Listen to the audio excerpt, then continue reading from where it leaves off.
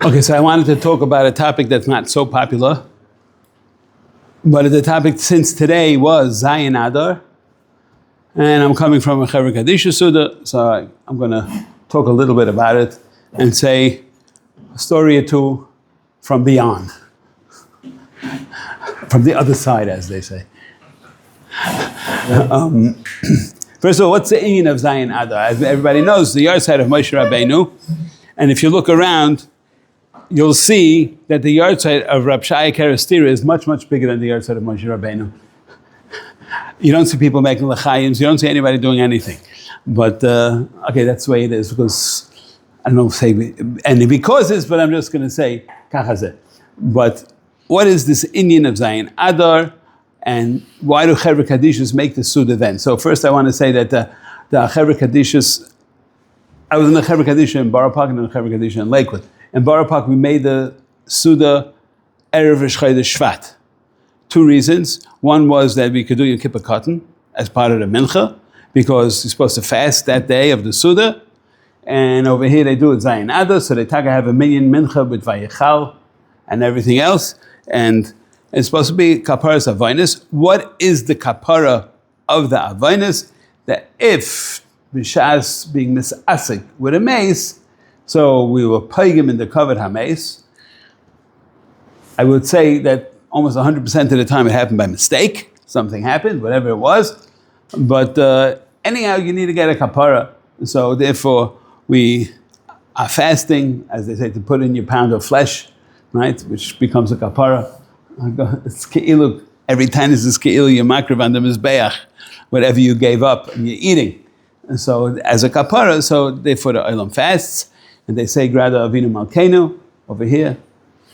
So it's a serious day because we do what we're supposed to do, and so it doesn't always, things could happen which would be a lack of covet. So therefore, just in case, every person is makabel on themselves a tainus, and they have a suda afterwards, and then there's usually a speaker or two. This year was Rosh Hashiva or Rav Malkiel, but it's a chashuv thing. It also goes for the ladies as well. The ladies are also part of the Suda, because if ladies are nifta, men don't do ladies, al tznius, only ladies do ladies.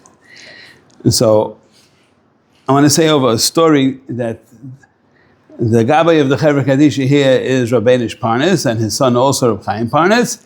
And Chaim Parnes got up and said the following story, which just happened. An interesting story. That I could tell, there's many stories. What? Did it just happen? Happened a month ago. By the first snowstorm. So they got a call that there was a guy nifter in Philly, and they wanted to know if the Chevra Kadisha in Lakewood would be able to do a Taira and a Kfura. So they said, why are you calling us from Philly? Philly has their own Chevra Kadisha. And so they said, because in Philly, because of the snow and this and that, they won't be able to do anything till Tuesday. And this is Matzah Shabbos. When it was ready, the rain started already, or snow, whatever it was. And so they said, of course, we'll be able to do it. But the family was pretty insistent that it should be done in Philly. They said, this man lived in Philadelphia his whole life, all his children are in Philly, and he has no shaykhs to Lakewood. Why would he ever want to be buried in Lakewood? Doesn't make any sense. We want it to be in Philly. So they told him, what about Halonas HaMeis? Is it in to bury right away? Family didn't care so much, but after a little bit, talking into, they were convinced that since the Kfura could be done right away, and the Lakewood Chevra were willing to do it, so they would do it right away. So just agav, big pat on the back to the Lakewood Chevra that they're willing to be Ma'aseh Nefesh, which they do all the time, to go in the middle of the night and in the freezing cold and do whatever they have to do, the covered Kfuras HaMeis. So, L'maisa, what was the story with this guy? This guy who was Nifta was a public school teacher. And he retired, and he was a Baal Tshuva. Reb Shmuel Kamenetsky made him into a Baal Tshuva. And the guy had a tremendous cheshek HaTorah. So he lived in Philly his whole life, but after he retired for 15 years, he sat and learned 3 starim a day, never missed, never came late, he was mamish learning very, very stark. And whenever he would like meet or greet yeshivalite, he would mamish hug them and kiss them and say, ashreichem, that you're able to be zeicha from the long day Torah. And so I say he lived in Philly, he belonged in Philly to get buried. So there was a whole thing going back and forth. In the end, they asked Reb Shmuel, and I'm not sure how because he's not really talking, I guess they somehow got the message. They said, Al Tkavod HaMeis, Halonas HaMeis is a big deal, so therefore he should get buried in Lakewood. Even though he doesn't have a shaykhs, he should get buried here. So as you know, anyways, that the Ikke Kapara for a person starts when the person's in the ground. When the Rima V'Seileya come and Amis Achel, the basar of the nifter, because the as you know, all the averis that are on a person, they're coming from the nefesh, which is represented by the basar ha'adam, that's where all the taivas are. So as soon as the person's, I'm not to say it nicely, as soon as the basar is eaten up, right? So that's when he has a complete kapara. So the earlier you start, so the better off the guy is. So it's a big Indian to get buried right away. But that's why it's always, you'll see all the Chevra Kadishas in Eretz Yisrael, they do it at night right away. Bus schneller, it's not, unless, sometimes an emergency, they wait for family member who had to be there and Punk was out of town, things like that. But generally speaking, always trying to get the person buried as fast as possible. And okay, Eretz Yisrael is a little bit different, because in Eretz Yisrael it takes like 24 hours to get there, make the arrangements and get there, so that's a Yitzhak min haklal, but generally speaking, it has to be done right away. The guy got buried in Lakewood. And afterwards, the family, one of the sons called up the Gabbai and he told him, you should know that my father had this tremendous Avas HaTorah, and he really wanted to move to Lakewood for many years. But for whatever reason, it didn't work out because his family was there. So the fact that he got buried in Lakewood, because that was really where he felt he belonged, Sof Yomov anyhow. So the Rebbeinu Shloim was Megalgal Schus Al Yedei Zakai, and he was buried here. So it just shows you that everything that happens for a reason. And why Dafka am I saying the story now? As we know, what's the Ikke Koyach of Amalek? The Ikke Koyach of Amalek is two things. One, the Asher Korcha Baderech just happened, coincidence. We don't believe in Yad Hashem. And Tzveitens is Teva, the Olam HaTeva. Grass grows, it grows by itself. And there's no play in it, right? It grows on its own, Chas v'shalom to say such a thing. The Rebbeinu Shalom makes every single grass grow, and everyone could be a Gilgal of your grandfather, but I'm saying everything happens as Yad Hashem. So you see in this story also. And it's Dafka happening now. Huh? I think, yeah, they were. But they wanted him in Philly, Akasha for myself. I mean, it makes sense. People get buried near with the family, so they could go to the cave and daven or whatever it is.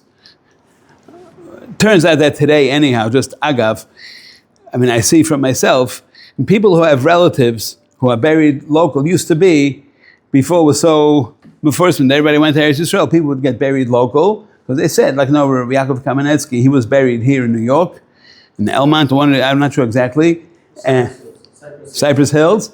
So the family could come, have an easy time going to the cave. Lamaisa, people go to Eretz Yisrael all the time, and the first or second stop they go to is Har Hazeisim, Har Menuchos, or something like Beit Shemesh, wherever the person's buried, they go there 10 times more. But that's just agav. But what I wanted to say was that in this month of Adar, where you see, I'm just showing you from that Maisa, and there are many other Maisas that every Chevra Kadisha guy can tell you 100 stories. I've told you already a bunch of them, I can tell you more, but there's nothing that happens that's happening asher korcha baderech. It's not happening by chance, everything is happening. That's the way it was supposed to be, and it couldn't be any other way. I mean, I can tell you also in the Torah room, there are things, I won't say exactly what, but there are things that happen and you wonder why this thing happened to him. Why? I don't know cheshbainis, but there is a cheshbon. And if I care, it's by the Torah, which is right after the guy was nifta, and it's like the final final thing that's happening to him while he's in Bahai Alma, even though he's not really Bahai Alma anymore, but before the neshama goes up, which doesn't happen until after the Kfura. So there are things that happen in every Torah. I mean, they're all exactly the same, and they're all not the same at all. Like, like every day you go through, right? Every day is the same thing, but there's no day that's the same as the next day. So I'm saying the same thing. What? But I'm just saying that this is, the Rebbeinu Shalom set it up.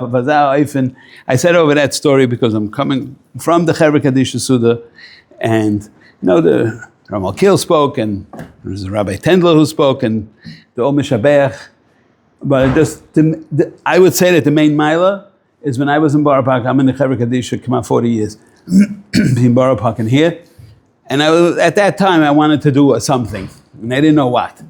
So I was thinking of joining Hatzalah. But Hatzalah, at that time, there was 20 Chassidish guys with more keys on their belt than you could imagine. And it wasn't me. I didn't want to do it. I wanted to go still hate. So in the middle of the night, you go to the hospital, you bring the body to the morgue or whatever it is that you have, or bring it to the chapel like they do here, whatever it was. That's what we did. Nobody knew, nobody saw. V'amol, they see you because Chesed Shel Emes is fakert, is not to be recognized and not to get the recognition. That's the whole godless of it, because that's why it's a Chesed Shel Emes. But we should all be Zoicha Ubila Amavis LaNetzach. We're coming doch zu a Yontiv, was is Nitzchi. So therefore, may we all be Zoicha to Nitzchi is. That I'm not saying.